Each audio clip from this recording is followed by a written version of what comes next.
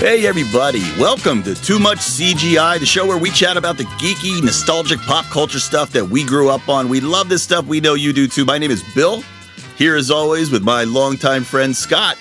How you doing, my man? Not bad. How's it going, man? You recognize that song, I bet. That song's a lot more upbeat than the way I'm feeling about what that song brings to mind. Yeah, R.I.P. Bob Barker. The ultimate bump. There it is. There it is. We have him to thank for that, or at least the sound directors of The Price is Right. But yeah, man, this was the soundtrack of any sick day I had from elementary school. You were a big watcher of it, huh? I could tell you the price of a box of Rice-A-Roni in 1985. You might have been the only one, because people were terrible at that game. Like, I would watch them play, and I would just go, what the fuck are they doing? I didn't understand the game, because I was too young. And I'm like, the fucker just bet a penny. What the fuck is going on here? Turns out I was the idiot. They all knew how to play the game. Did you ever hear about the episode where because they called people out. They said, hey, Scott, welcome to The Price is Right. You're the next contestant. Come on down. Right? They had that guy. What was that guy's name? He was another famous announcer. Roddy. Always wore a sequin suit. The show had been out for so long that there was a clip I saw from the 70s or something where, he called somebody down and the woman goes running down and she's so excited and her breasts fell out of her shirt on the show and made the air. Yeah, it's still on YouTube, I think. Wow. I have a friend that went on the show and got called up and he won probably a dinette set from Broyhill. Yeah, sometimes it was great because they'd win something great and then the next guy would be like, you got a fucking oven mitt. Ugh. Were you going to ask me if I saw the guy that came up and bet $4.20 on everything?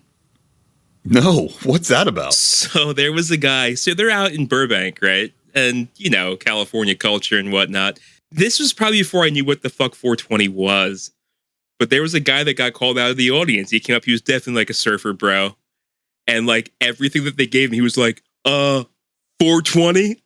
Like everybody in the audience is like, yeah! And I was man, there's no way it's 420, you idiot. But now I know. He was just a big stoner. You dick! Was that the show, and I think it was, where, yeah, you know what? There's a documentary on a guy who figured out by watching that show enough how the puzzles were drawn up. So he would try to win and go on the show, and finally they called him on. He won everything. But he would sit at home and just play along, be like, okay, that's this and this and this.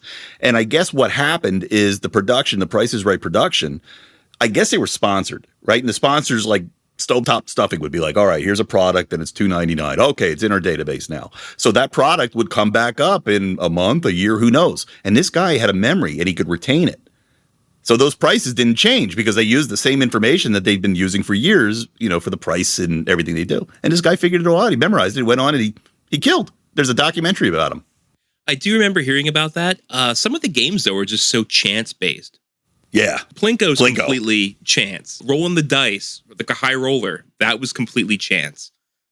Even the mini golf game where you had to, putt the golf ball, you could get closer to the hole the more dollar prices you knew of merchandise, but you still had to be able to sink that putt. So I could see him getting so far, but then, the Showcase Showdown was, a complete crapshoot, right?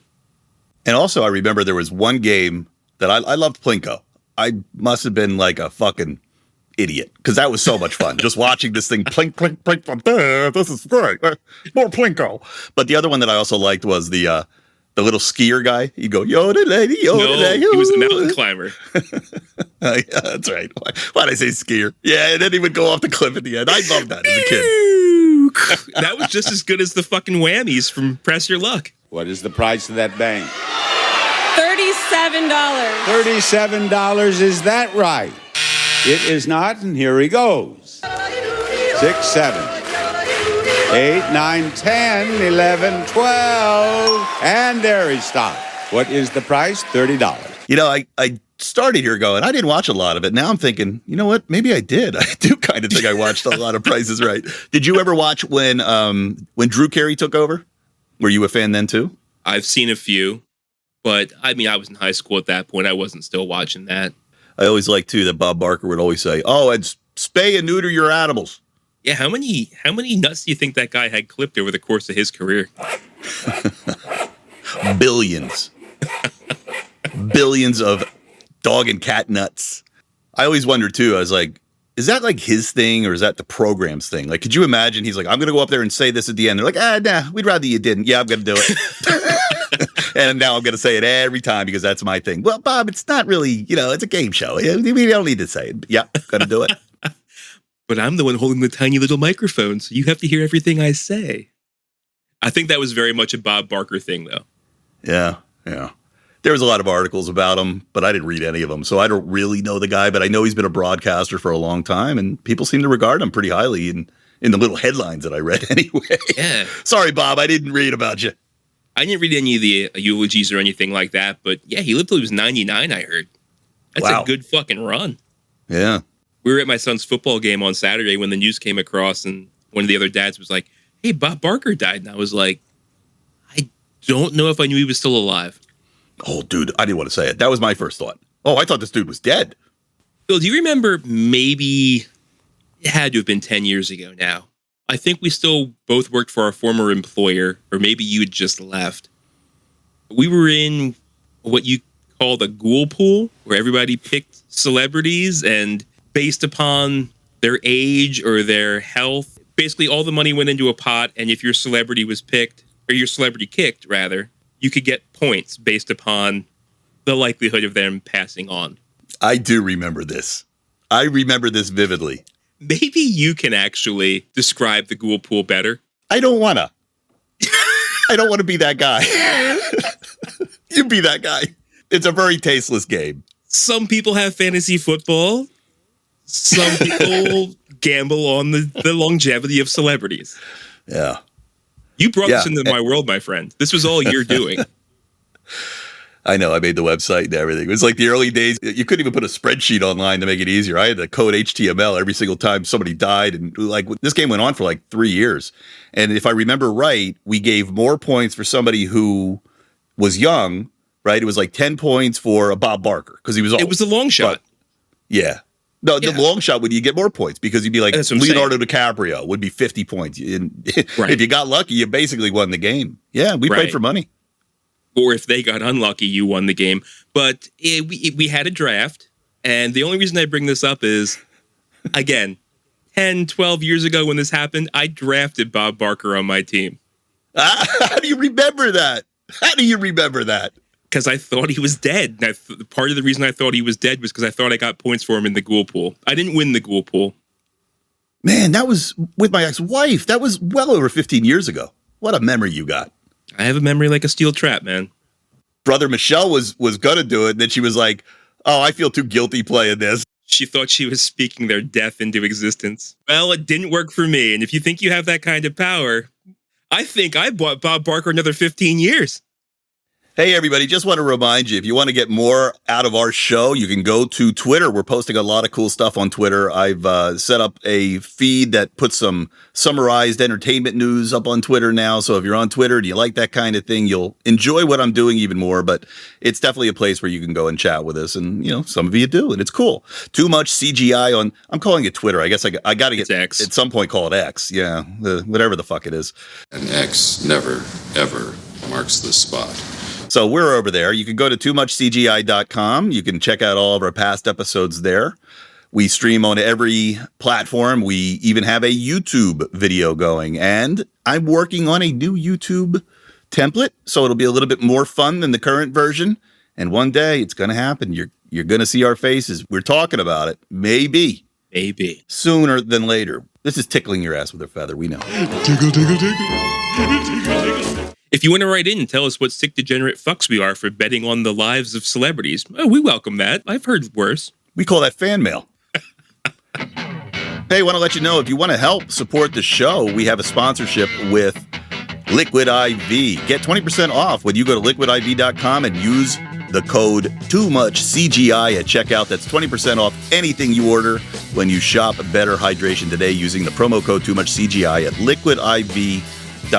And since everybody seems to be drinking this, we decided we're going to jump in and make some cash on this as well. I've seen that they're actually starting to put out all kinds of products to compete with this now. Yeah. Like I'm seeing that in my social ads that pop up because, I was sniffing around on the Liquid IV website. Sure. Yeah, so it's becoming a big market segment. I feel like Liquid IV was the first to the punch, definitely the most famous out there. It's one of the immutable laws of marketing. First one there is the one who usually makes out the winner. So yeah, they took the chance. They get the rewards. And those rewards are us talking about them. That's right. And if they weren't the first ones out, they're certainly the most memorable. So they did something right as far as their marketing. And that may have been you and I, Bill. I'm sure of it. My finger's firmly on the pulse. My thumb is right up my ass. All right, well, we got a couple things to talk about today. Here's what we got. Before we get to the news, I have brought a quick game of the week. All right? Okay. Or we can move into what are you watching? Because I feel like we have a lot of stuff to talk about here. I think we're going to make a whole show out of what are you watching. So let's start with the game. Love it. Y'all know I love my lists. And y'all know I love to steal from other people.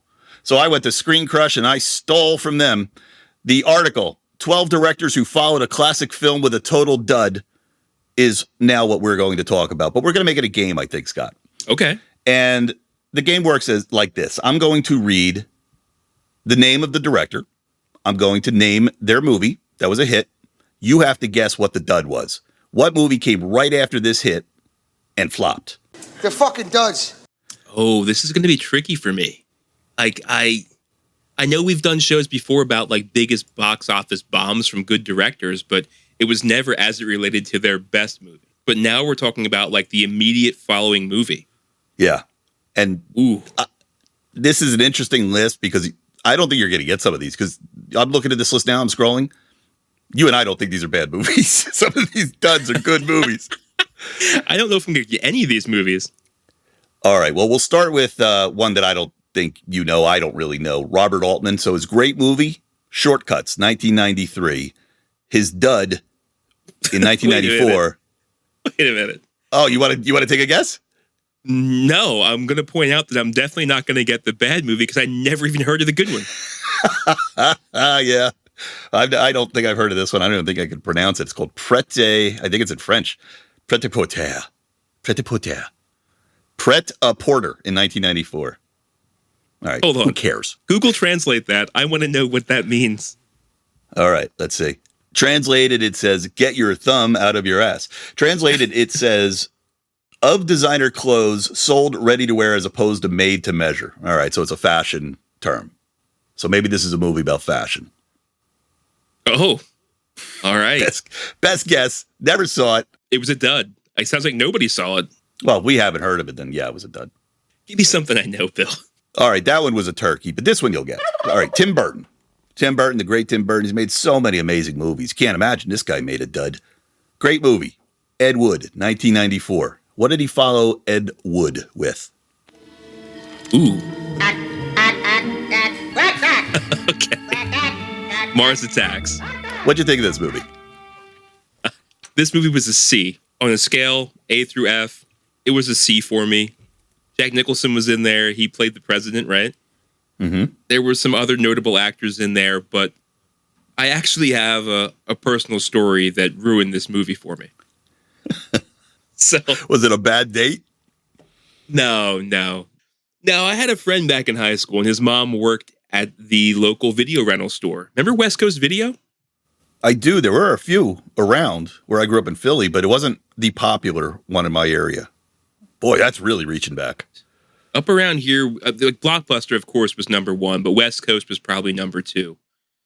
And in some circles, maybe number one because they had the dirty movie room in the back. Anyway, I'm getting off topic here. West Coast Video, my buddy Alan's mom worked there. She was able to bring home the screeners that they would show like on the TV screens up in the store.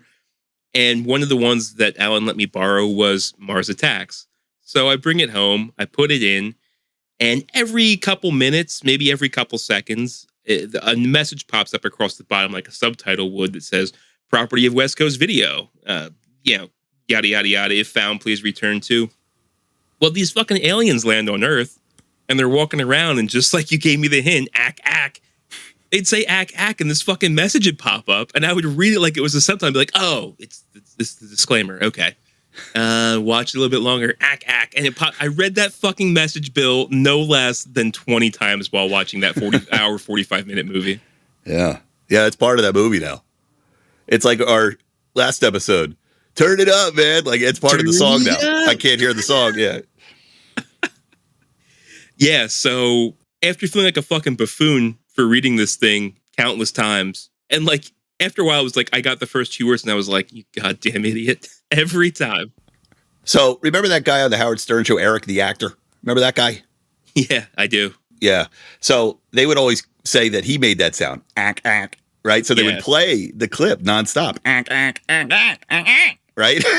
And Eric would go, I do not make that sound. I do not go ack, ack. And they said, well, you just did, and now you do. So they sampled that, and now forever he would get on the phone and they'd go, ack, ack. It would drive him nuts.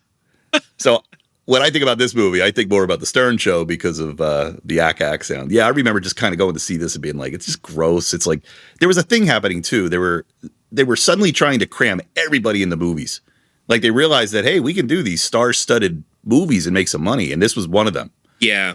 And I was just like, most of these cameos, Sarah Jessica Parker was like a head. Yes. At one point, like, yeah, I was just like, what the fuck is going on? And I know they based this off the old Topps cards or whatever. It was an old comic or something. So they had to fill in the gaps and they were really building a movie off imagery, but didn't have a story.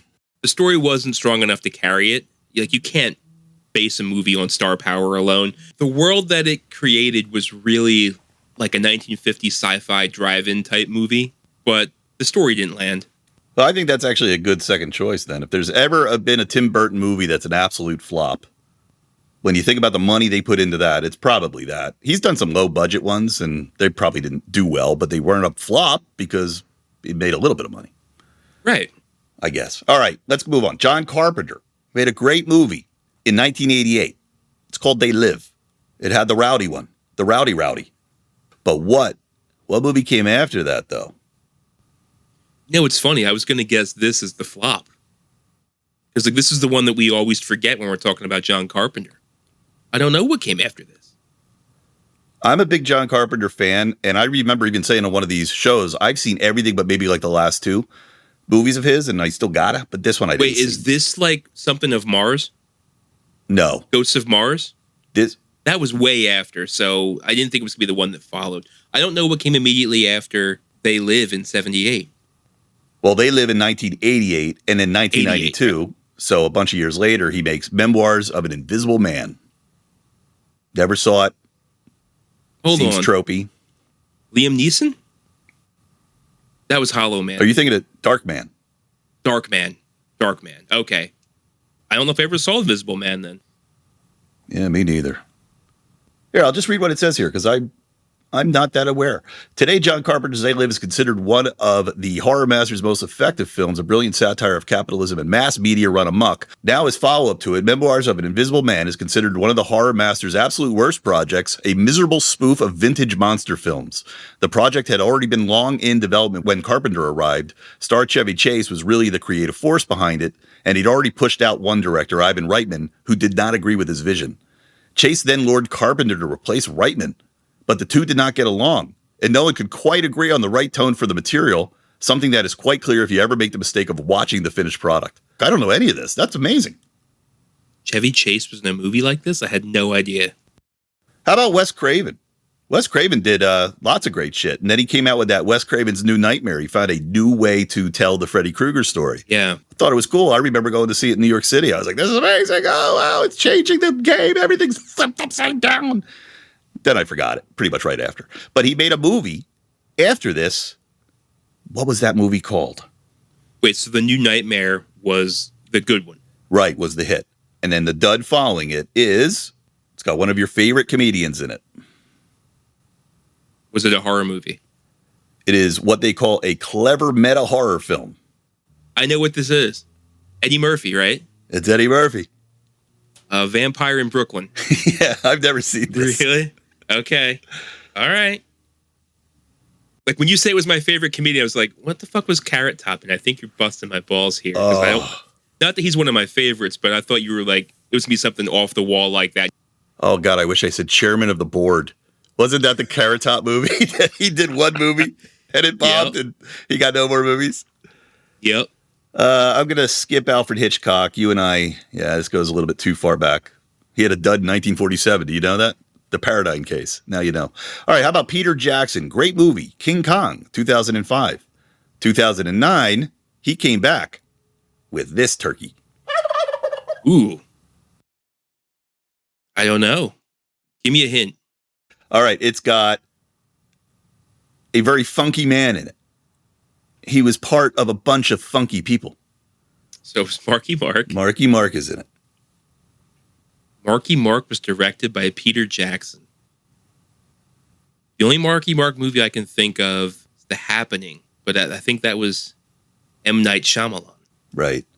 It says here, and the movie's name is Blank for what I'm about to read.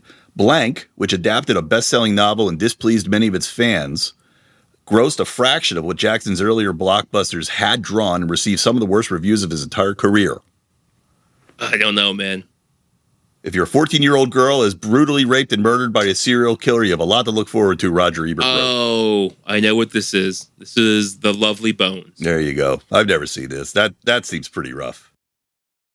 You know how much people love like crime drama podcasts and crime drama documentaries on Netflix and shit like that? When it's like a movie and you're seeing both sides of it, it just feels bad. The only reason I watched this movie is it was filmed in my sister-in-law's hometown of Royersford, Pennsylvania, and I wanted to watch to see if I can tell what was shot there. And just like with M. Night Shyamalan and The Last Airbender here in Reading, I couldn't tell a fucking single shot was actually in that town. And he was doing all these great special effects movies. This doesn't look like a special effects movie. You walk away from the movie just feeling dirty. There's no resolution. It's bad. Those are the kind of movies I avoid like the plague. All right, George Lucas made a pretty good movie in 1977. You may have heard of it, The Star Wars. Oh, I think I've seen that one. His next movie that he directed, what was it? Like, he didn't do Empire Strikes Back. He did not do Return of the Jedi. He did do Episode 1, The Phantom Menace. Did he do anything in between? I'm going to say The Phantom Menace. Well, this article has a mistake. It says Star Wars Episode 1, The Force Awakens in 1999. So, you're right. They're wrong. Screen Crush, you done fucked up. Yeah, it's not a movie. I thought he directed Howard the Duck. But no. Oh, no, that was his production. He actually hates directing. That's kind of funny. Started his life as a director, but he hates it. He doesn't like it at all. And I remember having a lot of debates with people. Is he really a good director? Or did he just get really lucky with this movie? Because if you ever go back and look at the screenplay, it's weird. It's like the original version of this movie was supposed to be all little people. And the droids talked a hell of a lot more. And I'm like, this version of the movie sounds terrible. So obviously it was like, well, we got to cut this and change this and do this. And I think all those tweaks actually somehow put together an amazing movie that shouldn't have been amazing. I think this is one of those 1 in a million things where too many cooks actually somehow make a great meal. So everything we talked about for every single other movie and Marvel, and they're still writing this movie while they're in production and everything. Every other time it fucks up a movie, this is the one time you think that it really fucking struck gold. That is my theory. Yes. Because I don't have that much faith in George Lucas being a good director or anything. So maybe all this time, Disney and Lucasfilm were just trying to recapture that lightning in a bottle. Maybe. Ain't working. Don't think they did with the Jar Jar. I like that. He goes, I might have gone a little too far on this when he was talking about looking at the Jar Jar footage. I may have gone too far in a few places. All right, I'll name this one. I'm not sure. Oh, I'll try this one. All right. David Lynch, great movie, The Elephant Man, 1980. What was his follow-up in 1984? Oh, we talked about this. Unwatchable movie, Dune. Yeah, and that's crazy. Like, nobody's going to think Dune would be the dud, but yeah, right. Dune grew through the years, but I don't think it was a hit when it first came out. Yeah. I don't even remember it. I mean, 1984, Return of the Jedi came out around then. Like, I should have been aware of this. I have no memory of this fucking movie when I was a kid. Well, this is the problem, and I've told friends. I have a friend that's actually continuing to read the original Dune book. I tried to read the book. I tried to watch the David Lynch movie.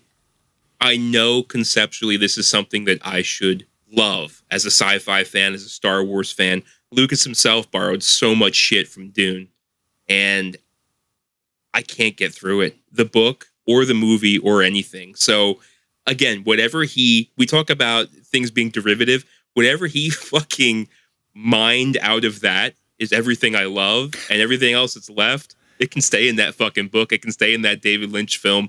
I don't want it. Yeah. I was watching something not too long ago, and the guy took it. It was, I like watching film critiques and shit like that. And yeah, I'm starved for intellectual conversation, Scott. You got to understand. So I watch these guys just talk to each other about movies. And the one guy was making a pretty good point. He's like, if you think about what Star Wars really is, he borrowed from the samurai films. He borrowed from the war films. Westerns. And when you compare, the Westerns, and when you compare footage to what he shot, you're like, oh yeah, he really borrowed heavy.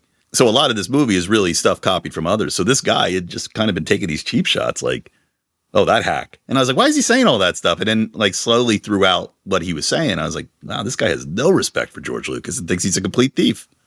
Yeah, there's a lot of like Kurosawa stuff in there as far as the samurais and the Jedi and the order and the philosophy behind it and everything else. It was, I get that. It makes me sort of think about like the way people are now kind of treating Led Zeppelin. Because Led Zeppelin, the first Led Zeppelin album is blues songs reinterpreted. Sure. People didn't realize that. And now a lot of people are realizing that. And the respect for Led Zeppelin isn't nearly as big as it was when I was a kid. When they were just like the greatest classic rock band. Now I don't see people talking about them anymore. Yeah, that's Zeppelin. How about the Rolling Stones? Like all their things are blues heavy. Like back when the day when they came out and they made it big, it was because black artists weren't played on the radio. Yeah, but Led Zeppelin was stealing songs from black artists and playing them and not giving credit. I know. Yeah. I mean, I don't know how many people know that, but go look it up. There's been some, they've had some trouble in the past for their songs. Well, we're off topic. Who's our next director? As usual, we're off topic. All right, I'm going to give you one more and then we're going to move on. Steven Spielberg. Steven Spielberg's great movie in 1977 was Close Encounters of the Third Kind. Wow, that must have been a year, dude. Star Wars and Close Encounters of the... But his dud follow-up came in 1979. Can I have a hint? I'll give you a hint by reading this section, but I guess you could say he had a junior slump because next Spielberg tried his hand at a large-scale comedy, and it didn't turn out nearly as well. I may have gone too far in a few places. A comedy? No, I have no idea. John Belushi was in it. Dan Aykroyd was in it. Nancy Allen, Ned Beatty, John Candy, Christopher Lee, and like 30 other people it says. Wow. And I've never seen this, actually. It's 1941. Oh, no, I'd never seen that. Is it like a World War II movie? Yeah.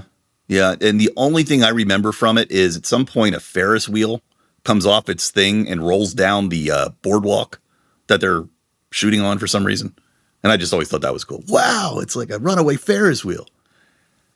So the guy that shot Schindler's List and Saving Private Ryan started off with a comedy about World War II? Yeah, it looks that way. That seems ironic. The film was not a total financial bomb. It easily made more money than its budget. Still, it dinged Spielberg's reputation as Hollywood's unstoppable hitmaker. While he quickly rebounded, his next project was a little thriller called Raiders of the Lost Ark. And Spielberg never again directed a full-blown comedy film. Wow. It sounds like they were trying to do it with star power, almost like Mars Attacks. Yeah. Yeah. I got to go back and watch it, though.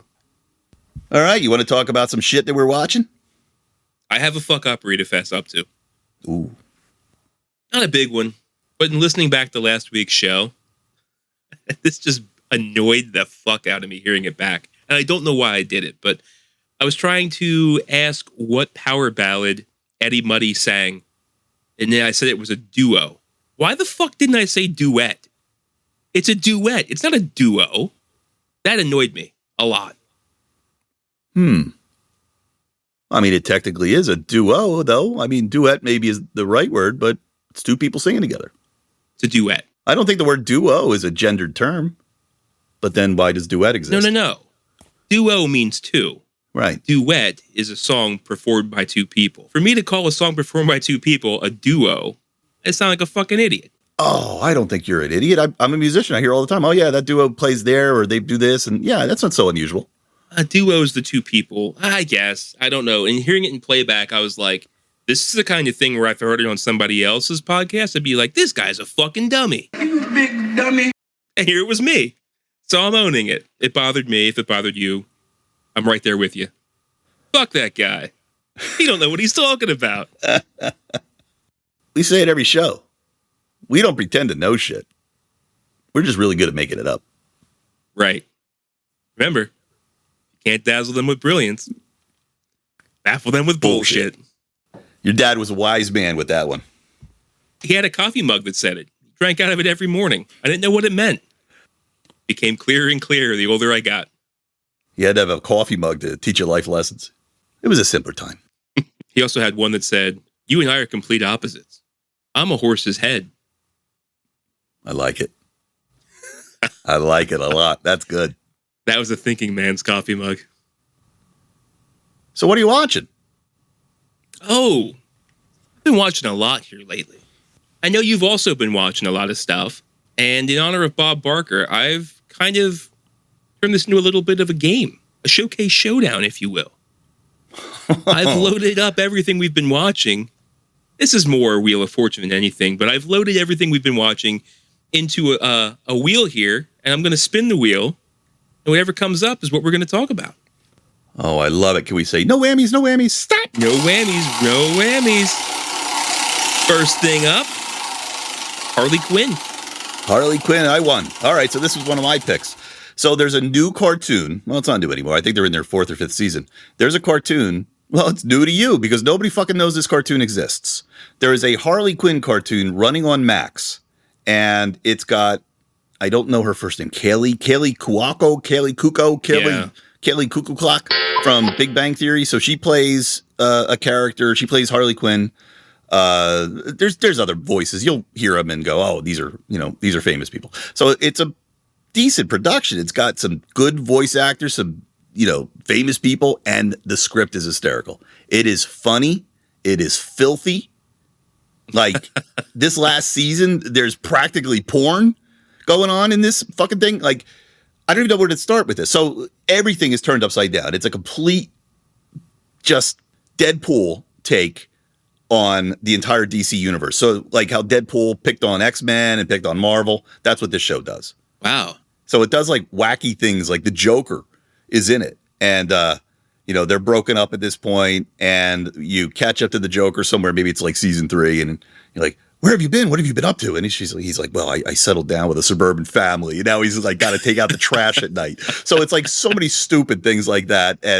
But some of the jokes are just so X-rated. And it makes me go, does DC have any idea this is happening? Are they paying any attention to this? Because you don't want some of your characters in some of these jokes if you really care about brand equity, because the jokes are very, very hardcore. Wow. Now, I love it, but I don't know that it's for everybody. I knew this was going on. I had no idea where this was going on. I came to the realization this past weekend when I went to go try and watch The Flash that I don't have Max logged in on my television anymore. And then looking at it, I don't know that it was ever my Max account to begin with. Was it mine? No, I don't think so. I don't. It wasn't mine, though. I know that because I don't have a password. It's like, all right, I'm going to look up this password here. I don't have a password. All right, I don't think I ever paid for this. So I actually wanted to watch this too. I remember you told me about this cartoon. I didn't know that they were in 4 seasons already. That's like a lot of commitment to start watching an episode with 4 seasons worth of content to catch up on. But that's the thing. Like, I constantly complain, too much content. We didn't even know there was a fucking Harley Quinn show, and we're DC fans. I only just found it like a year ago. If Warner Brothers Discovery's been signing this thing up for 4 years now, I mean, clearly somebody's watching it. They love to cancel shit. Yeah. Actually, do you remember there was a DC streaming app? It was the very first one, or it was one of the very first ones. Yes. Yeah. And it wasn't put together well enough to survive. Right. So it was made by whoever owns HBO and Max. So once that thing died, they're like, well, I'll throw it on the HBO streaming thing that we're working on. Oh. And the HBO streaming thing they were working on became HBO and Max. And now it's just Max. So there's a section in Max that's all DC stuff because it's a holdover from the days of when there was a DC streaming platform all by itself. So there's lots of weird little DC things in there that you may have never even seen. Let's spin the wheel of what are you watching to see what we're going to talk about next here.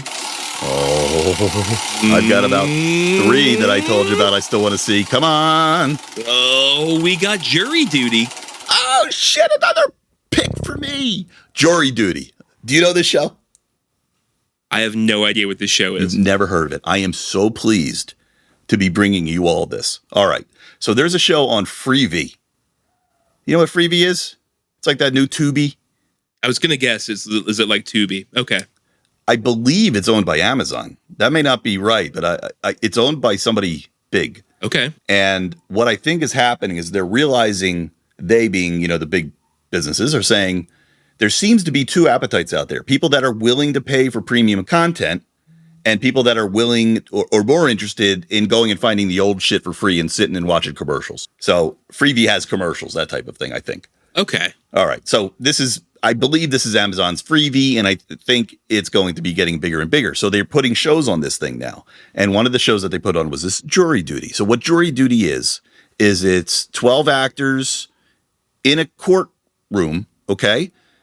But one of the people who are going in for jury duty, of the 12 actors and one person, the one person doesn't know that the whole thing is fake. It's the Truman Show. Oh, no.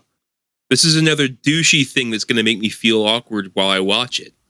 There are moments where you go, what the fuck? Ugh. But it turns out amazing. All right, so of the 12 people, one of them is that actor who was he was just in Sonic the Hedgehog. I never remember his name. He was in Superman Returns.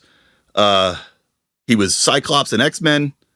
Michael Madsen. Damn it, I just blanked. Anyway, this guy is in the show. So he walks. It's a hard show to explain. First, everybody go look at the trailer, and that'll do a way better job than I'm doing. So basically, the one guy who's the Mark is now sitting. It's entirely like jury duty. And then Madsen comes walking in, sits down next to him. And the kid, who has no idea that this thing is fake, looks at him and goes, "Hey, were you in Sonic? Yeah, how you doing?" And they hit it off. And as the show goes on, you start to meet the rest of the people in jury duty. But the whole thing is fake. The crime is fake. Everything is a plant on this guy. And he doesn't know it. It is completely like the Truman Show. And it gives this guy a chance to really fuck up. He could say some horrible things because he doesn't know he's being taped 100% of the time. Sure. Yeah. He knows he's being recorded. He believes he's being recorded for a documentary on jury duty. But he doesn't know that the cameras are running all the time. Okay. So let me ask you this. Yeah. Is the entire season based on this one mark, or is each episode a new mark? This one mark. It's 3 weeks. It's a 3-week event. Oh, okay. Okay. Yeah. It's a 3-week event filmed in 6 episodes. Wow. Now, the best part about this is it was produced or created by the people that make The Office. All right. I love The Office. The Office and their comedy is hysterical. Yes. And when you're watching this thing, dude, you forget that this is like a reality TV experiment. You think you're watching The Office, but a different version of it, Wow. based in the jury duty world. It's that funny. It's that fucking funny. I'm going to have to check this out. Yeah. I'm telling everybody, go see this. I'm so sad that it's only 6 episodes because I want more. This is going to be a show that if they do it again, they're going to have to find somebody who's never heard of this show because, that would ruin everything. You're single-handedly ruining the chance for any other sequel seasons coming. Yeah. Oh, it's such a good show. Wow. They did the trailer will really sell it to you, but they didn't really sell it. When I read the description of it, I was like, I don't know. Sounds kind of lame, but from the people that made The Office, okay, I'll give it a shot. And it was such a great thing on Freevee. Download the Freevee app, probably set up another account, put another icon on my fucking home screen. Yeah, you got it. Okay. It might be somewhere else. At least it sounds like it's going to be worth it. It is worth it, I promise. You're actually going to, when it ends, you're like, I like this. I feel good. We need some feel-good TV out there. Absolutely. All right, so it says here, I'm just checking real fast. Watch Jury Duty Season 1, Freevee, and yeah, it's streaming on Amazon Prime. So watch it there. Oh, I have Amazon Prime. That's even easier. Okay. Season 1, Prime Video. All right. Spin the wheel here. What are we talking about next? 50-50 shot. That's all we got left. I hope it's me. I got the Barbie movie. Oh, that must be you. I went to see the Barbie movie on Sunday. I think I talked about it last episode. Yeah, Sunday was National Cinema Day. So at the local theater, all tickets were $4. So the whole family packed in the family truckster, and we headed on over to, I guess it's an AMC theater now. It used to be a Fox. AMC bought it out, and we took in the Barbie movie. And it was good. I really liked it. I didn't hear it was bad. Nobody ever said it was bad. The only thing I heard negative about it was it beats up on men. But, maybe if you're a sensitive man, everybody beats up on you. So I don't know. Was it a feminist type of movie, like people are saying? There was a lot going on. They definitely talk about the patriarchy and the way that things are, unrealistic expectations put on women. America Ferrero, I remember she was in that Ugly Betty show a while back on Fox. They made a big deal out of her. She's in it. She plays a pretty pivotal role, and she kind of explains to Barbie, who comes from Barbie land, how things really are for women in the real world. And it's actually called The Real World. They travel from Barbie land into the real world and back and forth a couple times. Oh. It's part of the movie, but if you watch it and that's all you get out of it, then you're probably suffering from some real toxic masculinity and tiny pecker issues, because there's a lot more happening in this movie than just that. Yeah, I got you. So if you notice it, you're guilty. That's why you noticed it. If that's like the sticking point and you walk out of that movie thinking, man, fuck that, I'm not like that. Like, you probably Maybe are. you are. Yeah. Maybe methinks thou dost protest Dost too protest much. too much. I was going to the same line. Yeah. Coming out of the movie, I'd like to say I think I'm much more of an Alan than a Ken. And if you watch the movie, you'll know what I'm talking about. Michael Cera played an excellent role in the movie. There was a lot of funny things. The first 4 minutes of the movie maybe was my favorite part of the movie. It starts off talking about how, and Helen Mirren does the narrator voiceover. One of the best parts of the movie, I think, is Helen Mirren. She breaks the fourth wall a couple times, but it starts off almost like a shot-for-shot remake of 2001: A Space Oddity, with the monolith and the monkeys going crazy and like smashing stuff with the bones. And so they talk about how for as long as there have been girls, there have been dolls. But for the longest time, they were only baby dolls. They show all these girls playing with baby dolls. I'm like, the only thing you do with a baby doll is play mommy. And that's fun for a while, but it loses its appeal. And then she says, ask your mom. Yeah. But then they have Margot Robbie come in, like, out of the shadows as the monolith. And she's just like dressed as like the original 1950s Barbie in the black and white swimsuit.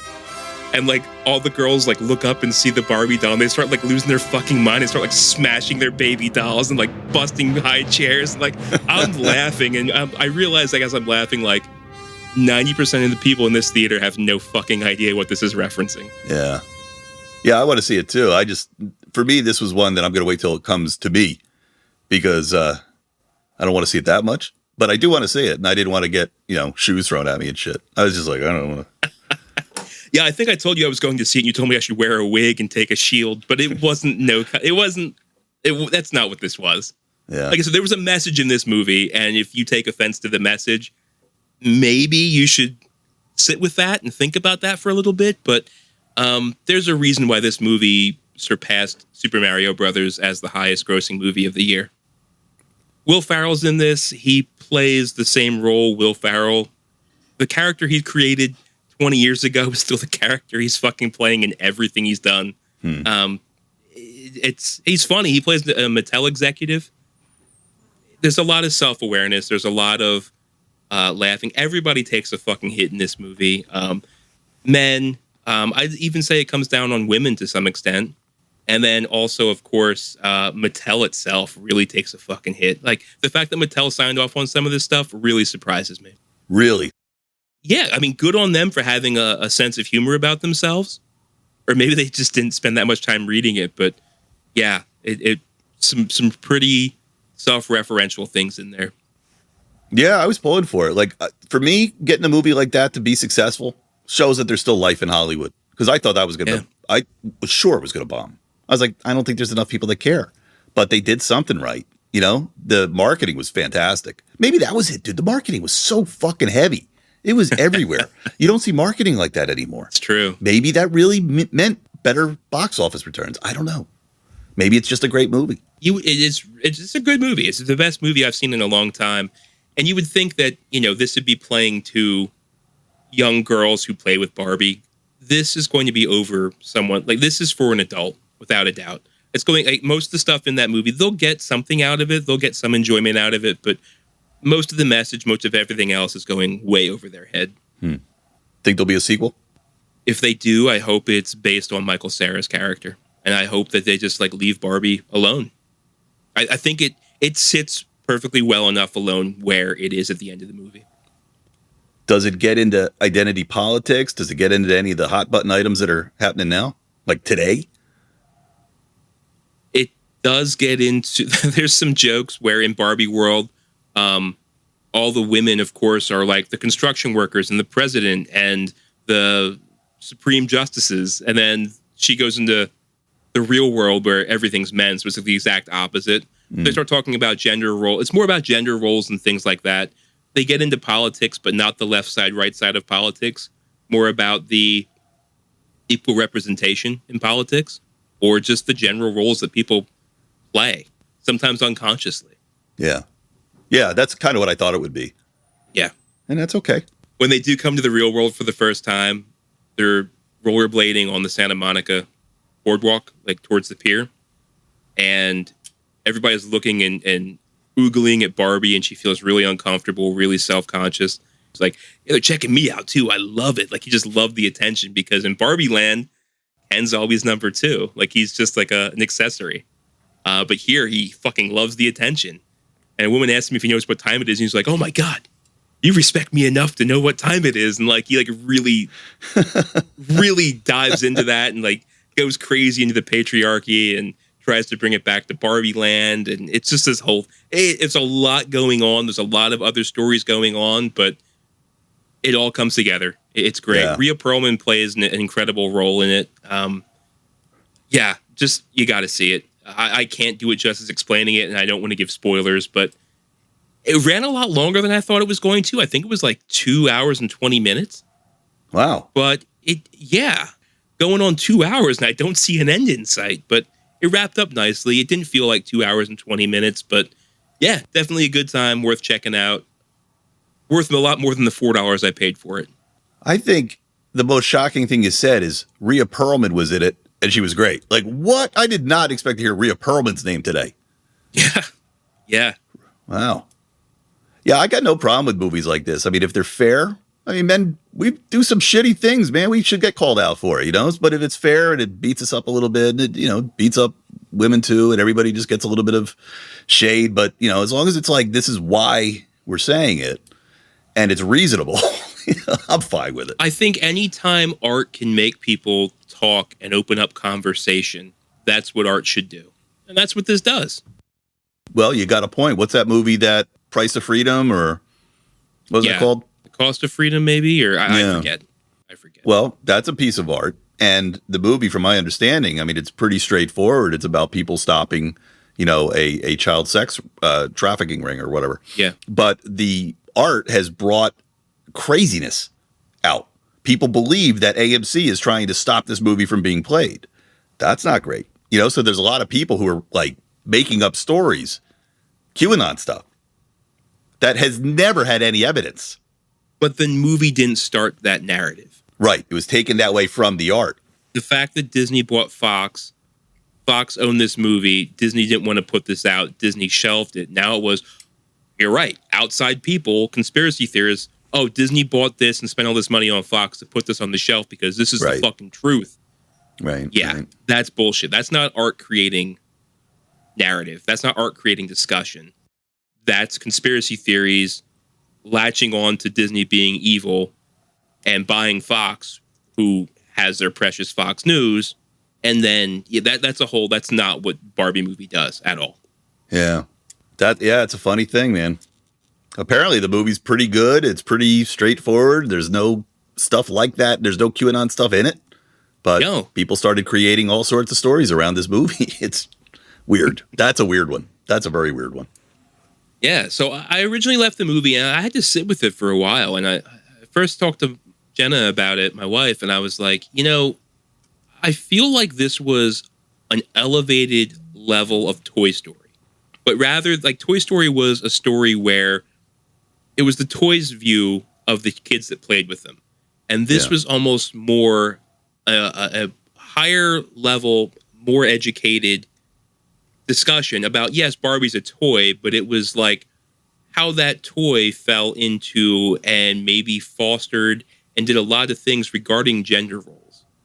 And it was like how the adults now are looking at the toy itself and going that way. Because they don't shy away from the fact that in this movie, Barbie is a toy. All the people in the real world know Barbie as a toy. So it became this whole thing, objectification, sexualization. A lot of the things we talked about on here before, we talked about last week with Melissa Joan Hart, a lot of that is really addressed, even at Hollywood, even at toys, and again, back at gender roles and things like that. So it's definitely a smart movie. Yeah. Let's spin the wheel here and see what next smart movie we're going to talk about. All right. We got Avatar 2. Oh, this is you, because I didn't finish it. So, remember how I told you I realized that my Max is no longer working?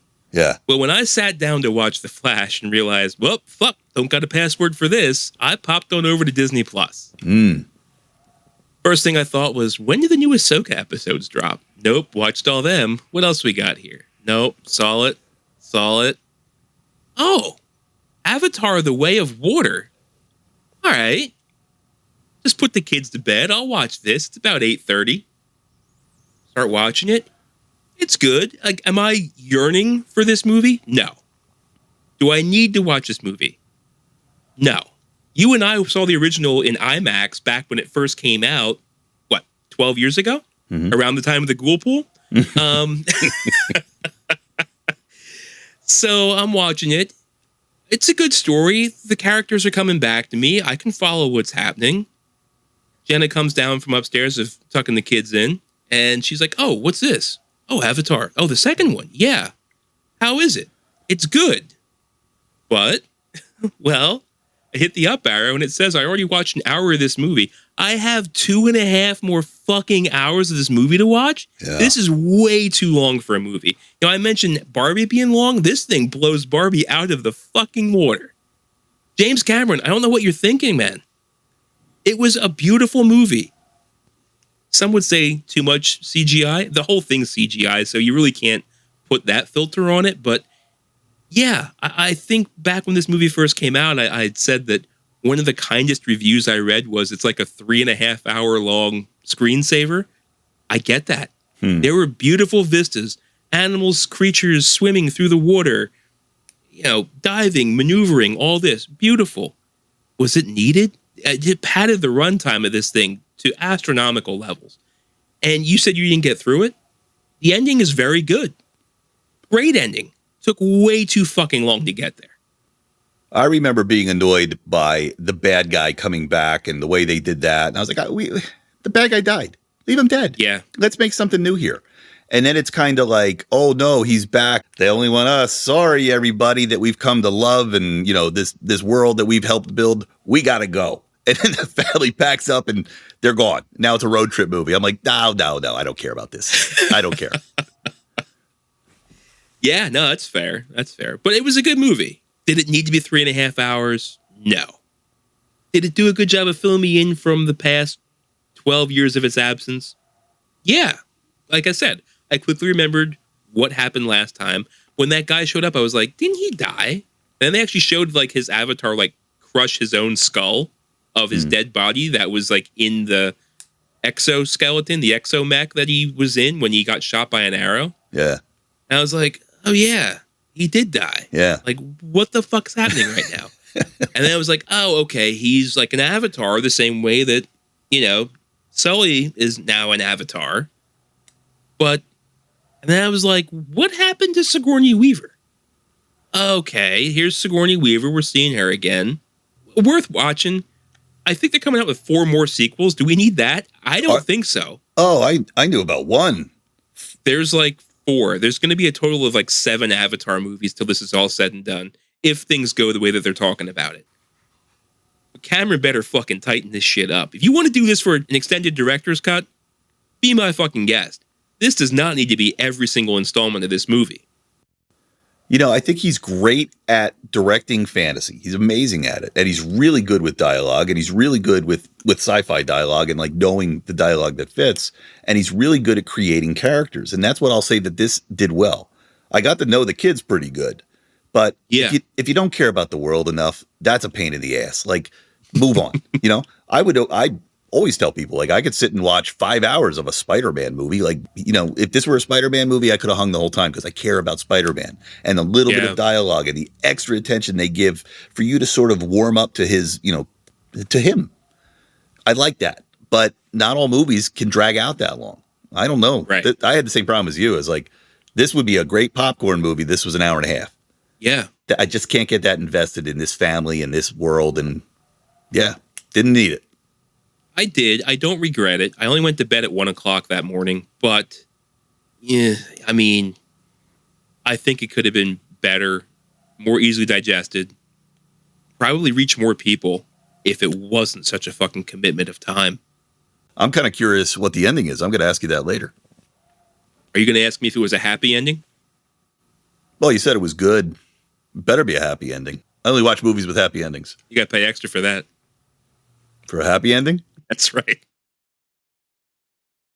The last thing here on the list, I'm not even going to spin the wheel. We only have one thing left. And I know this is something you and I are both watching because I got you turned on to this. And this is not a multi-billion-dollar movie. This isn't even a movie. This is a YouTube channel called Stiltbeast Studios. Now, I don't know if you know this about me, Bill. I have a crafty streak in me.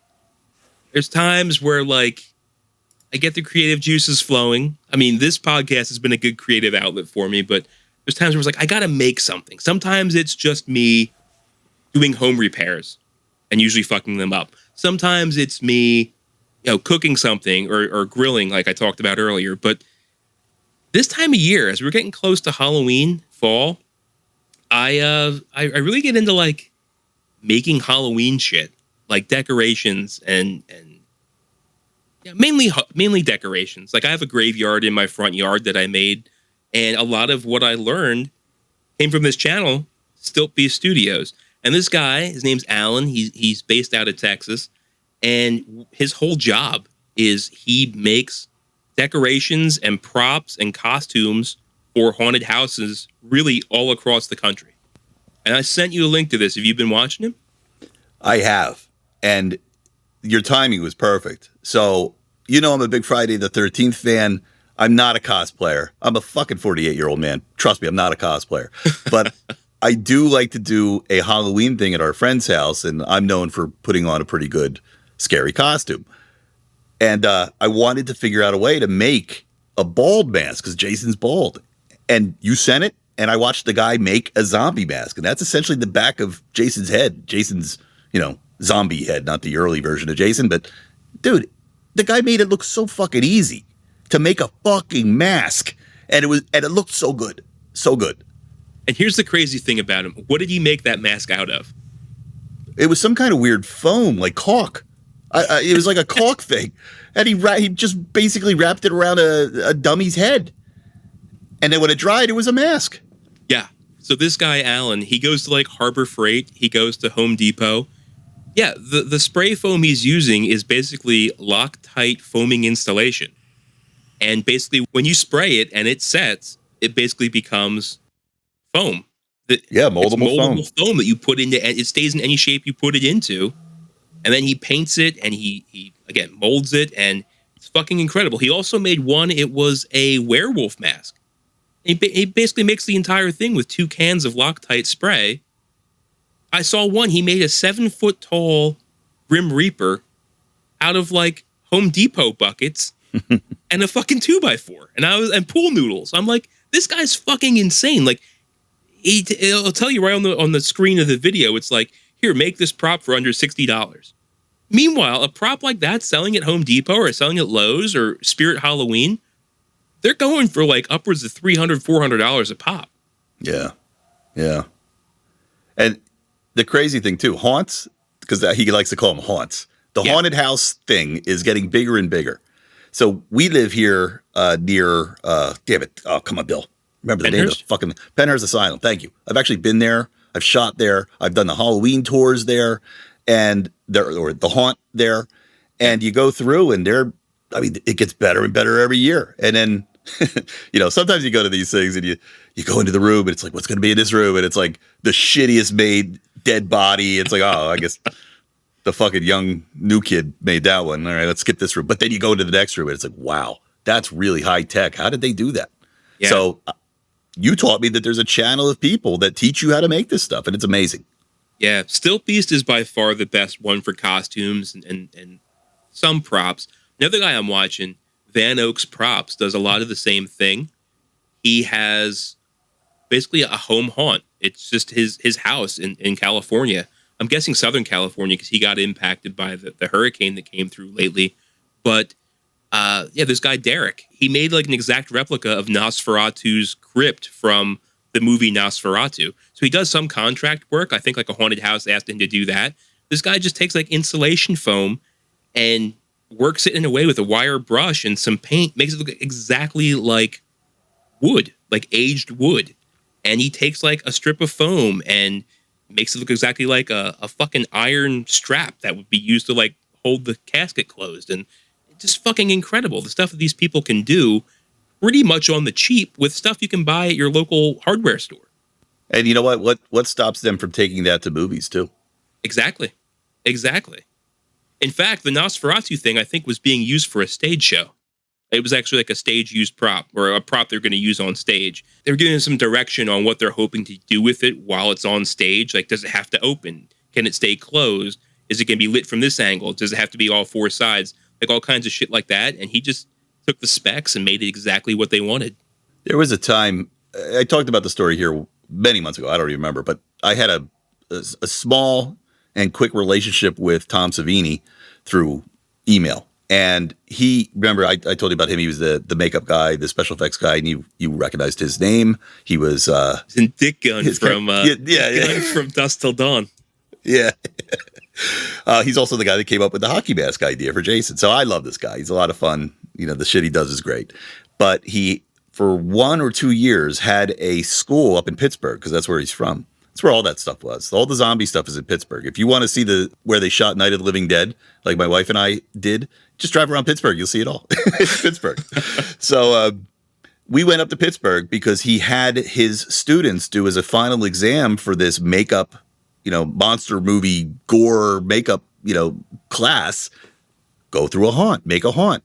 And they made a haunt. We came up to see it. And dude, I'm telling you, it was one of the scariest things I've ever seen, because every one of these attractions as you walked in was spookier than the next. Like, I remember walking into this room that was so disorienting, and all these body bags were hanging. It was like, oh, okay, it's this thing. And the people we were with were like, oh, there's probably bodies in here. I'm like, no. Nobody's going to hang here all day. Sure as fuck, there were bodies and almost like 4 of them. It was like, oh my God, like they are seriously going to do this. All right, now I know what we're in for. And every room just got scarier and scarier. It was incredible. And it cost a little bit more than most would, and it didn't come back. So I got to think it was probably too expensive. Maybe the school didn't get any more students, so there was no reason to do a final exam haunt. I don't know. It just went away. But it was the coolest haunt. I can't believe I'm calling them haunts now. I used to call them haunted houses. It was the coolest haunted house I've ever been to. Well, one thing Alan from Stilt Beast does, he'll have people come in and he'll do like Halloween University, he calls it. And they'll each make their own mask, and then like they'll video them. He does new drops on YouTube every Wednesday. He's like, it's YouTube Wednesday. And that's how he starts the show, and they'll do the whole craft. But like, he does have like weekend schools where people will, and this is a huge factory warehouse thing. Like, he has like 12 people running around the background, each painting different things, painting walls, painting other masks, painting, you name it. But yeah, it's incredible. But yeah, he has people come in and he teaches them how to make these latex. He'll do latex masks.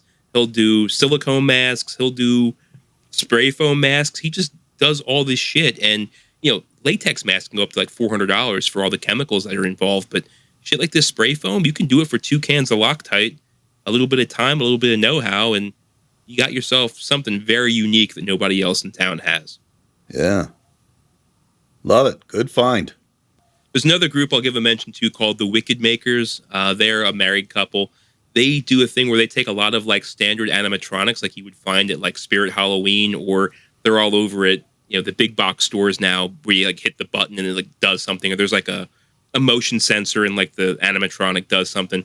Well, they take these things and they completely overhaul them with clothes from Goodwill and like sometimes 3D mold printed stuff, and like they'll turn, I don't know, like a cackling witch into like, what the fuck? They turned the one into like a Five Nights at Freddy's person. It took like a little kid's toy and turned into like this thing called Choo Choo Charlie, which I don't know what the fuck it is, but apparently my kids do, because my kids are into like these horror video games now that are probably way too old for what they are, but they love it.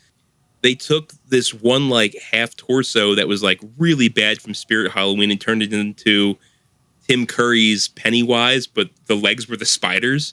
Oh, so wow. It was like the spider Pennywise. Yeah, and the thing stood like 7 foot tall. So they do really cool stuff with that. A little bit more high tech because you have to have the investment of the 3D printer and some things like that. But by and large, like they do some cool stuff with just like the $20 plastic skeletons that you can buy at Lowe's, and like they turn one into like a pirate drinking like out of a bottle, and the bottle just continuously flows.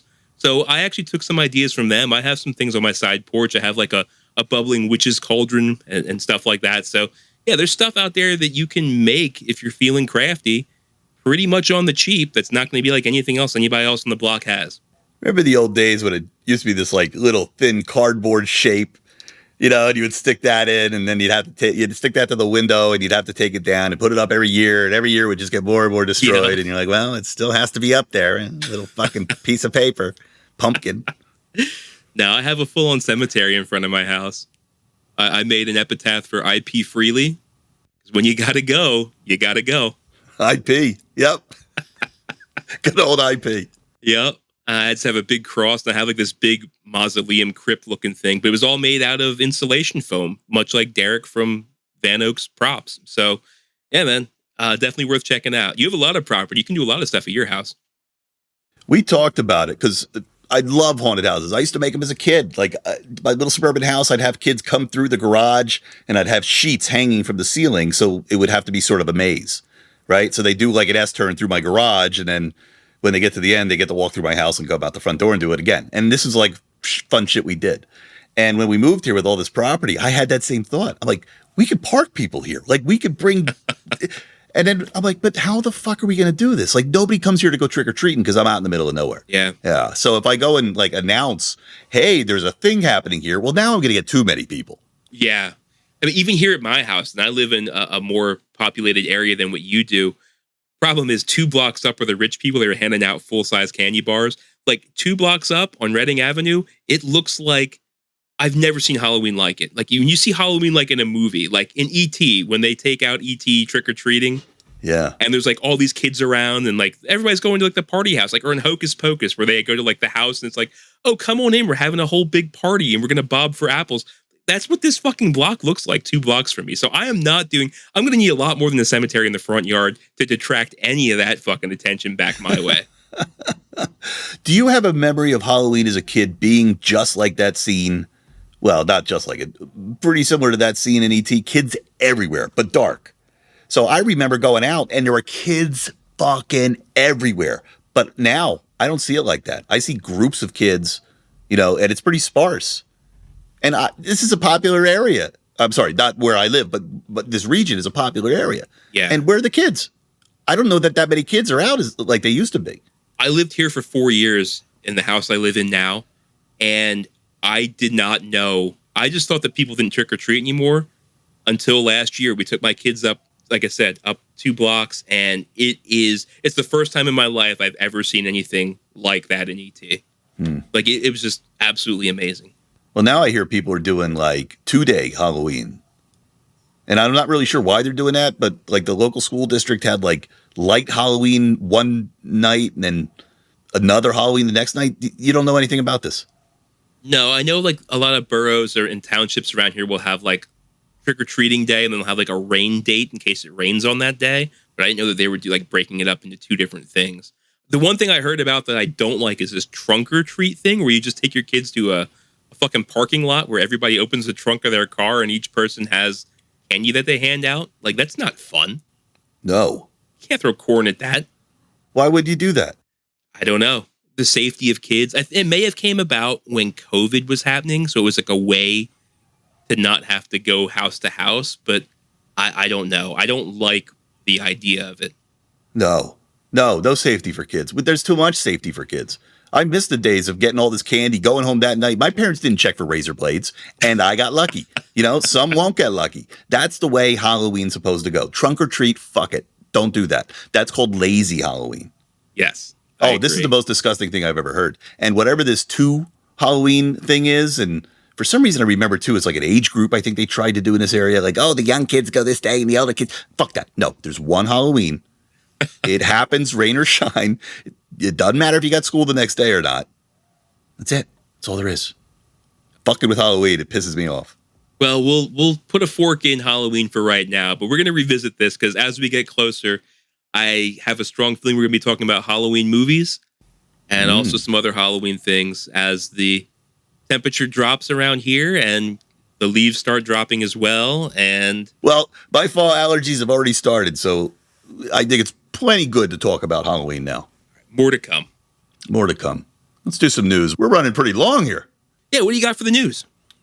Well, I'd like to start today's news with something a little different. It's not exactly a news article, but a few episodes ago, I mentioned John Peters, and I said, yeah, I got to tell you guys about John Peters. So the other day when I watched that Flash movie, okay, there's a spoiler for Flash coming. All right, get ready. Here it comes. When I watched that Flash movie, they had that scene where they were going and showing all the Supermen and all the, they were going around and the Nicolas Cage Superman appeared. Yes. Okay. He was fighting a spider, and that's relevant. And I watched it and I went, oh, that's clever.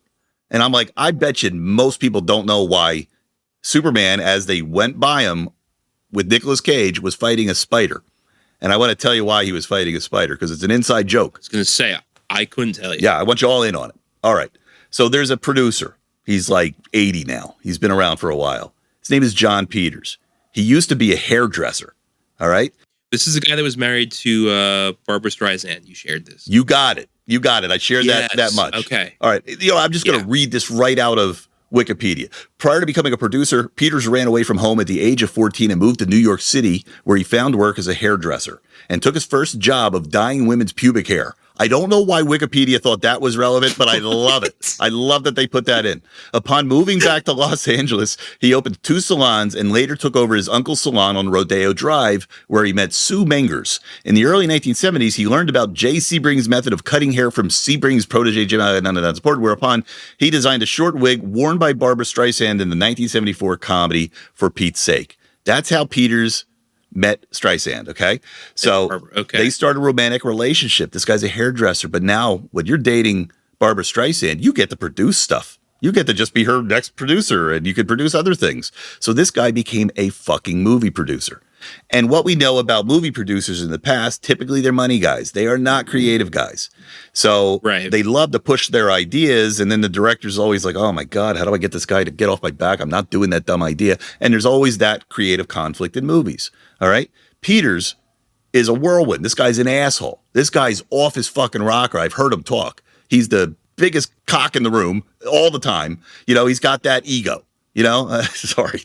I see you laughing. Do you know who you're talking to? You're talking to the man that made sure the carpet matches the drapes. You fucking better respect me. Well, this is that guy. All right. So let me finish reading because it just gets unbelievable. So in early 1990s, Peters bought the film rights to the Superman franchise from Warner Brothers. All right. So he's like, I'm going to make this new version. It's Superman Lives. I'm going to get Tim Burton, who's hot on, right off doing the Batman stuff. And Tim Burton is interested. And they also had to go, who should this movie have in it?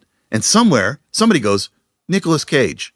All right. So Nicolas Cage hears about this. Now Nicolas Cage is on board. So you got John Peters, you got Nicolas Cage, 2 massive egos. Yeah. And you got Tim Burton, who's this meek, kind of quiet guy. He doesn't want any of this bullshit nonsense, right? So already the thing isn't going to work. So they're trying to make this thing just form into some semblance of a project, right? They're getting scripts done. Kevin Smith came in and worked on it. Wow. So this information that I'm about to read you comes from Kevin Smith because he actually talked about it in one of his specials. According to Smith, Peters had expressed disdain for most of Superman's iconic characteristics by demanding that Superman never fly, nor shall he ever appear with his trademark S. All right. People hate that. This is John Peters. I know better than everybody. We're going to change Superman. Wow.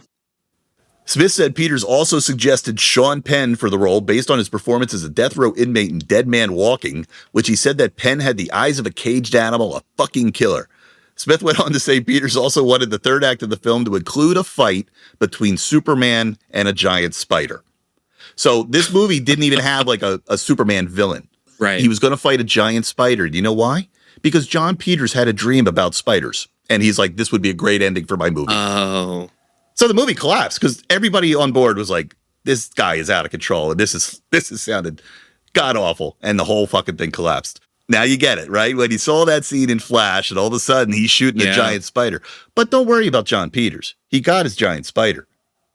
The Wild Wild West came out with with Will Smith. Remember the giant spider?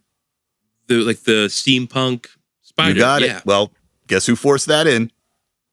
John fucking Peters. That movie sucked. Yeah. So that's the John Peters story. And Superman Lives was almost made, but that maniac just ran it to the ground. I don't think I realized that the Nicolas Cage involvement with Superman was that far back. Like, that was coming off the heels of Batman 89. I had no idea. Yeah. Mm-hmm. Yeah. And there's video of him wearing the suit. There's video of him trying it on. Saw that. Yeah. Video of him having conversations with the director, like, hey, we should do this and this. Well, we can't talk about any news right now without talking about this fucking strike that is just clearly not going anywhere.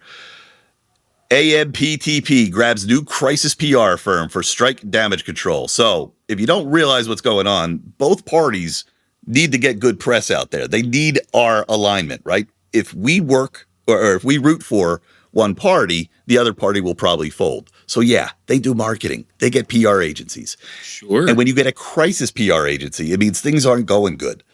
So they get a new crisis PR firm. This article from Gizmodo talks about the ongoing Hollywood strikes involving the Writers Guild, These unions have won the public support, while studio heads in the Alliance of Motion Picture and Television Producers haven't been looking so good. So the AMPTP, that's the Alliance of Motion Pictures and Television Producers, is trying to turn the tide by hiring a new PR firm called the Levinson Group.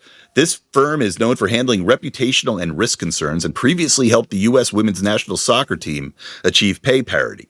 The goal is to improve the public image of the studios and their CEOs, who are often seen as greedy and out of touch. However, the article points out that this might be a little too late. The strike's been going on for nearly 4 months, and the unions are not backing down. They've been effective in using social media and picketing to make it clear who's to blame for the strikes. So even with a new PR firm, it's questionable whether the AMPTP and the studios can salvage their public image at this point. And I've even heard people saying, who's the CEO of Disney? Like that he's actually considering Bob Iger. I'm just going to sell this to somebody else. This whole Disney fucking streaming plus thing, it's a pain in the ass. Get rid of it. Get rid of all our movies. We're done. Like, I hope that's not true, but I've heard that. That's been a rumor going around that he's ready. He's like, this doesn't make that much money. I'm ready to chuck it. If this crisis management group can come in here and do this is a fucking Herculean task. To make people in this day and age feel sympathy, which is essentially they're going to have to feel sympathy for these multi-billion-dollar studio heads, because right now, they are the fucking villain. No doubt. And if you can fucking turn that around, you could probably sell a dog shit sandwich, because that's about what they're being tasked with right here. Well, I read you a story, Bob Iger said, he goes, these guys the actors, the writers, they don't understand. There's not that much margin in this. Well, what I think, Bob, is they're saying, sure, you might run a lean business so everybody can put the money in their pocket, but you're putting a lot more in your pocket. Yes. And that's what they're really pissed off about. It all comes back to parity. I mean, pay parity is a big problem, not just in Hollywood, but across the country. You're a big meritocracy guy, and there is something to be said for that, but there's also something to be said for just because you have this position doesn't mean you're not profiting off the work of others. So if they're doing the work and the pay disparity is that huge, yeah, that's what they're crying about. Not that the company's doing that great, but Bob Iger's doing pretty fucking good for himself. I mean, look, I see both sides of it. I really do sit in the middle, because one of the arguments that I heard was, you got to remember these Hollywood types, they want a lot of money for a couple days work. Most of them they write a script. It takes them 4 months, but they seem to write it on a yacht. Like, are we really feeling that sorry about that for them? Nah. Yeah, there's some entitlement there Yeah. for sure. Like I said last time, there's enough blame to go around on both sides. But the fact that they can't meet somewhere in the middle after 4 months and hear any kind of progress story about this, pretty fucking off-putting for the whole lot of them. But especially for those fucking studio heads. Yeah. Yeah, I think they're all not realizing that there's a tide coming and none of them are treading the water right. Yeah. Look at what happened with Napster. You can't stop when this shit happens. So figure out a way to make it profitable for both parties. Just make it work. Just make it work. This is new technology. These are new concerns. These are new problems. Find a middle ground and make this industry work, or somebody else is going to start we're going to start watching all amateur content. And you know what? We'll get used to it. You know what? The TikTok generation has already gotten used to it. They don't give a fuck about any of these movies. Absolutely. They're certainly so if these two parties can't figure it out and they go away, I don't think the world's going to care. The next generation won't care. I'll care. I'll be watching fucking reruns in my 80s, Like, come on. I want to watch new shit too. Where can I buy a VCR? Right now, I need it. Oh, this one pissed me off. This is from Deadline. Late night hosts switched to podcasting to fund out-of-work staff. Colbert, Fallon, Kimmel, Myers, and Oliver set Spotify series. Get the fuck out of podcasting, you pricks. Stephen Colbert, all of his names I said, are teaming up for a limited podcast series called Strike Force 5. It's all about their experiences during the ongoing WGA and actor strikes. The podcast is set to launch on August 30th on Spotify and is sponsored by Mint Mobile and Diageo. Diageo is a big liquor company. Oh. The cool part, the cool part? Question mark. There was a question mark there. The cool part? All proceeds from the show will go to the late night staff from their shows who've been put out of work due to the strikes. These hosts have been doing their bit, like providing treats and even paying their staff out of pocket during the strike. Well, that's cool. The series is planned to run at least 12 weeks, and all hosts will be in each episode, taking turns leading the convo. They've been meeting via Zoom every week since the strike started, a big change from the late night host rivalries of the past. It's admirable, man. Yeah. They're doing it to support their people who are striking, and they're supporting their people and not the studios. It's just going to enable the writers to keep going longer into this strike.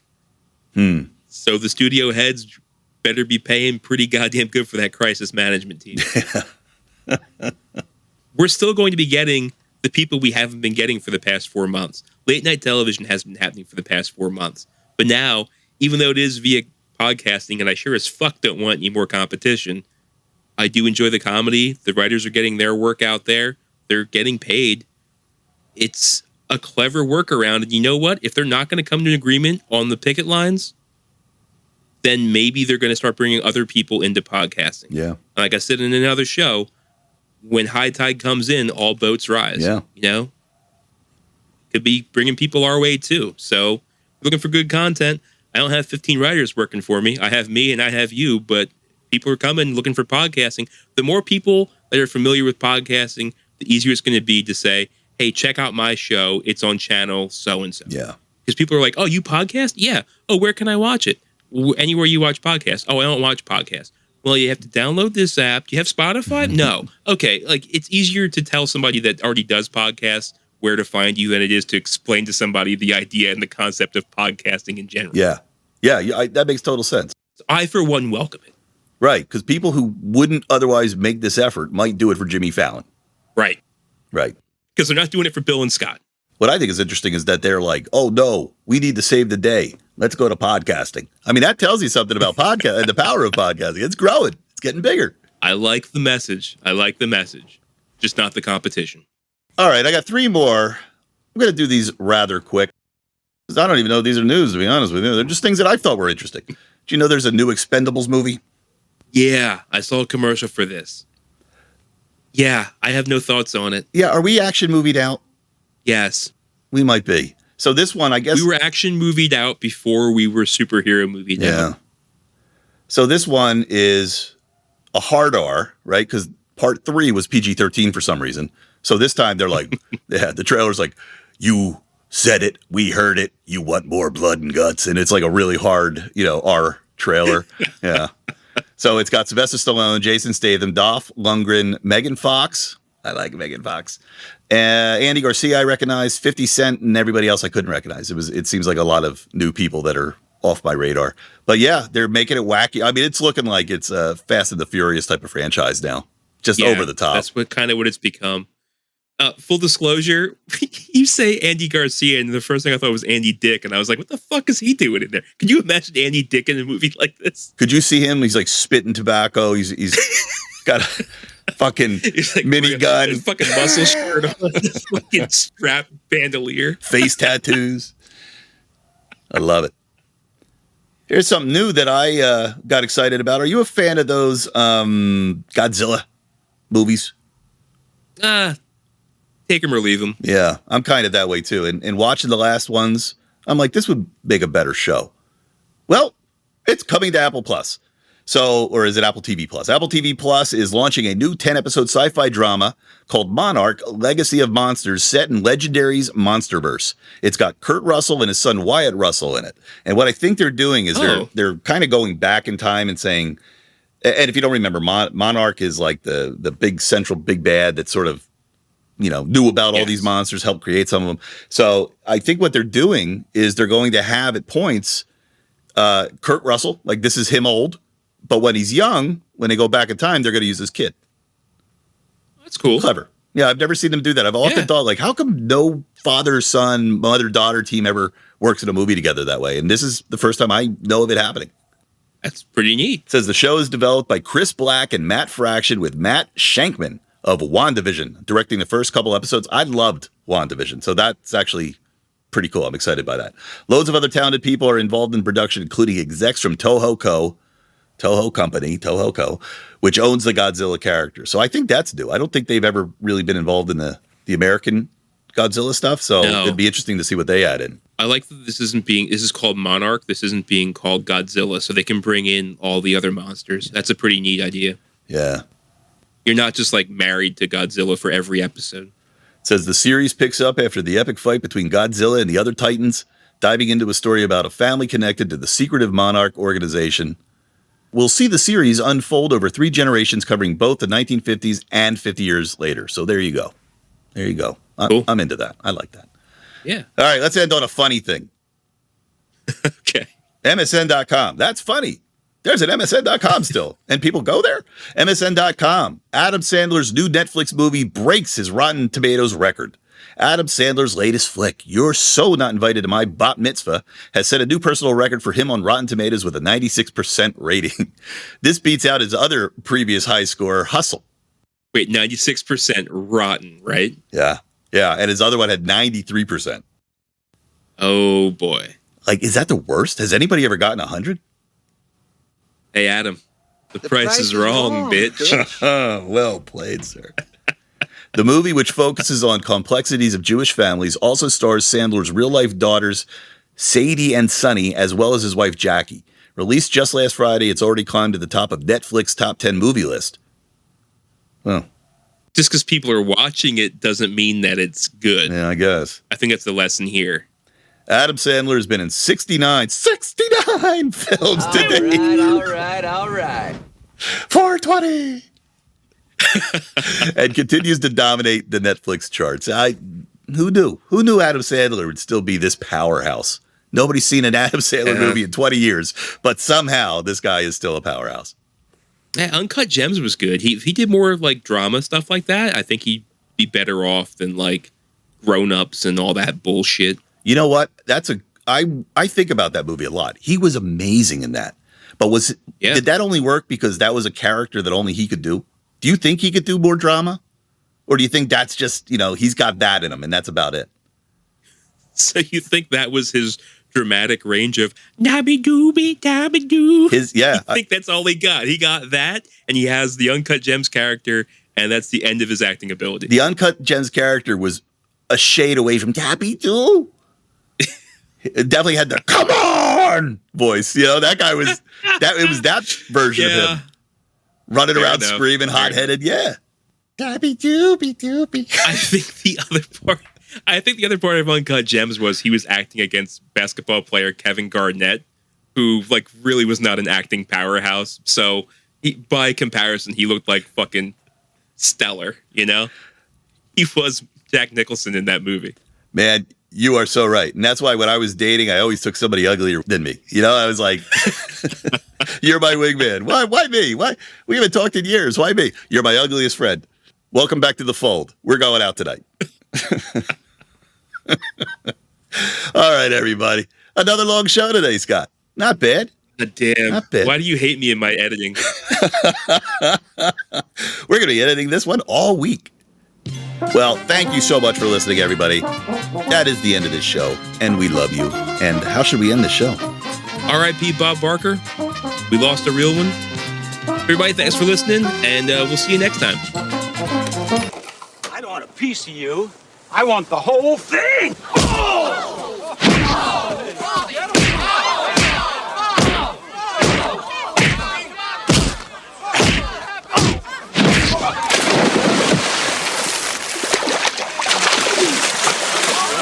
Now you're gonna get it, Bobby.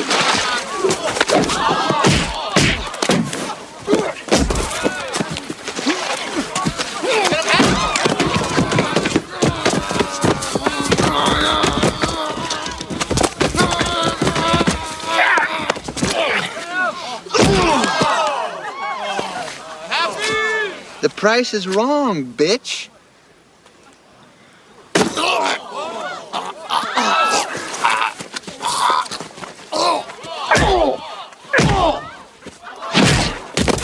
I think you've had enough. No? Now you've had enough. Bitch.